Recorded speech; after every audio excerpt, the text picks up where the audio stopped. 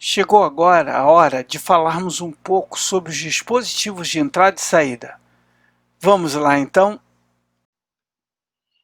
No que tange a dispositivos de entrada e saída, nós já conhecemos, né? Sabemos lá que é tela, teclado, dispositivo de entrada e saída, não é verdade? Mas vamos refletir aqui, né?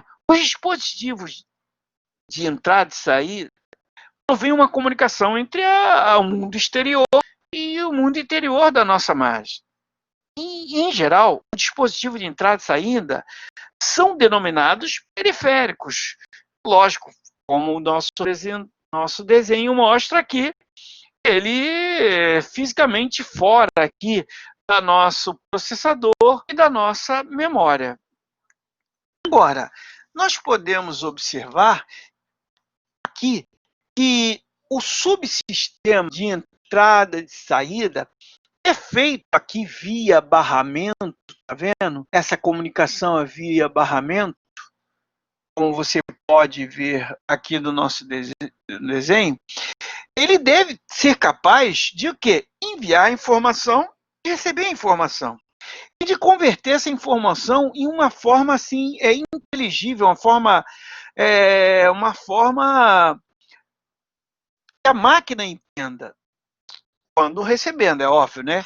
E que o usuário entenda quando saindo, não é verdade? E ainda temos uma questão que os nossos dispositivos são de diferentes fabricantes, que são essencialmente diferentes no seu propósito, e tem também velocidades distintas de transmissão, como você pode ver aqui, não é verdade? Por essa razão, o que acontece? A atividade, né, de entrada e saída, elas são síncronas, ou seja, não estão sincronizadas com o nosso clock, senão iria dar problema. Como, por exemplo, aqui, você tem a velocidade de teclado, que é 1 por vez. Imagina se tivesse ajustado com o clock, o gargalo que daria isso aqui, não é verdade? Então, naturalmente, não são previsíveis a longo prazo, digamos assim, ou desculpa, normalmente não são possíveis a longo tempo e nem igualmente espaçados devido à heterogeneidade de tipos de dispositivos. Então a gente precisa de estabelecer regras para início e para termo da comunicação entre os dispositivos e os barramentos, que são esses caminhos, né? Bom, então, a gente tem que ter em mente que as conexões físicas, elas são longas demais, né? Pode haver interferência aqui, né, na transmissão de dados.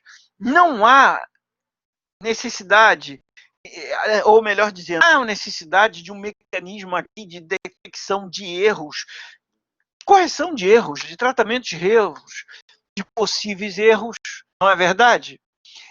Dispositivos, como vimos, têm essas diferenças, então não dá para, de forma alguma, conectá-los diretamente. E precisa aí de uma interface entre o dispositivo e o barramento para realizar essa conexão.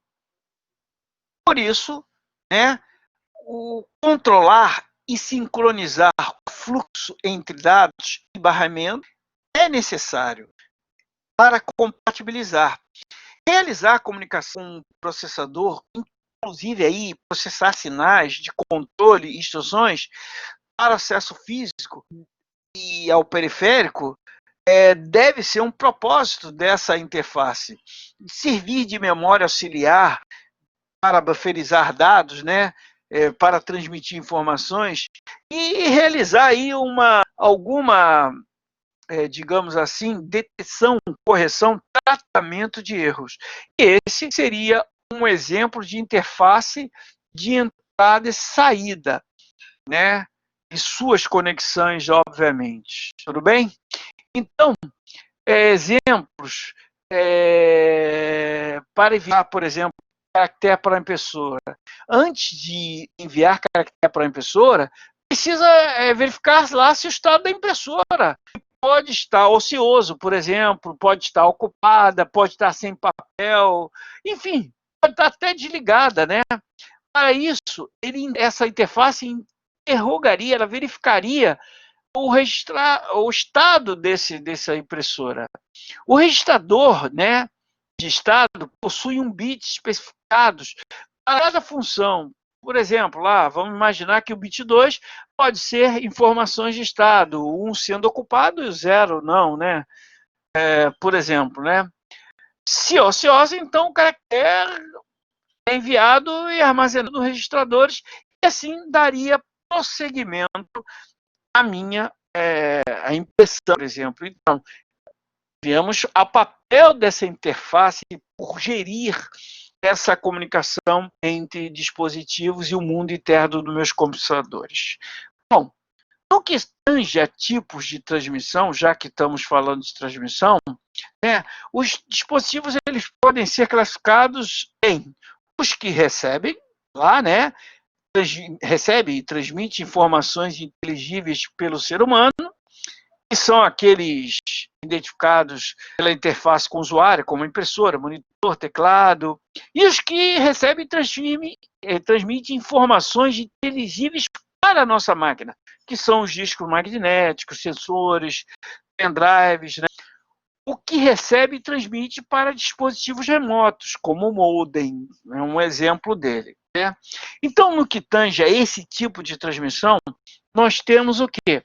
As transmissões seriais, como você vê aqui. Nessa transmissão serial, o dispositivo lá, o periférico, ele é conectado a uma interface de entrada e saída com uma única linha de transmissão de dados, ok? A transmissão é feita bit a bit, embora o controlador possa ser ligado à interface através de um barramento de várias linhas, ok? Teclado e mouse, por exemplo, usam essa transmissão serial normalmente. Atualmente, essas transmissões seriais atingem, inclusive, altíssimas velocidades, ok? Nós temos também a transmissão paralela, que ela, como vê, intuitivamente pode-se pensar que a transmissão paralela possa ser mais rápida que a serial. Porém, para uma comunicação ocorrer, todos os bits devem chegar ao receptor no mesmo momento. Situações de desvio podem impedir esse aumento de velocidade, inclusive. Quanto maior a velocidade, maior a chance de haver problemas, não é verdade? De desvios. A solução é voltar à comunicação serial e fazê-la em uma alta velocidade via USB.